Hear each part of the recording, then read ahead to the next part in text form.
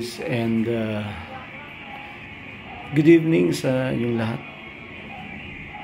Good evening Earth. So ito yung aking ginagamit na motor ngayon, Kawasaki Rouser NS160. So guys, i-review ko lang siya, no, kasi ginamit ko na to. Actually, nagamit ko na to sa yung pinakamalayo. Start tayo sa pinakamalayo. Nagamit ko to si Maki sa Apayao, province of Apayao, no? Nagamit ko na to sa Apayao. So sa pagkakagamit ko rito, no, 15 hours ang inabot ko rito, no? Mula sa Caloocan City hanggang sa Conner, Apayao, 15 hours, no?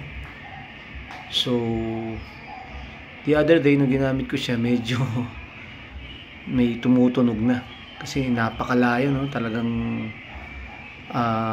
bakbakan. Pero after that, nawala naman siya. Now, ito lang, ginamit ko siya ulit sa marami ng lugar akong napuntahan because of this Kawasaki NS160.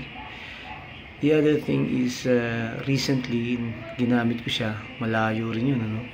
Sa Dingalan, Aurora, no? Dingalan, Aurora. So wala siyang naging problema. Talagang suwabe yung takbo nito ng Kawasaki NS160, na talagang balikan niya, ano, walang problema. Napakaganda ng takbo. Then after nun, recently pumunta naman ako ng Bitbit River sa may Norzagaray, Bulacan, at saka sa Doña Remedios Trinidad, Bulacan. Still perfect condition, no problem with this Kawasaki NS160. Napaka lakas niyang humatak at napaka tipid sa gasolina. So I recommend this, no? I recommend this motorcycle sa lahat. Napaka tipid niya at napakalakas pa ng humatak ng Kawasaki na to, no? NS160. Alright, so hindi kayo magsisisi pag nagkaroon kayo ng ganitong bike. Powerful to powerful. Okay. Okay guys, so hanggang dito na lang, and please subscribe, watch, like, share, and comment to my YouTube channel.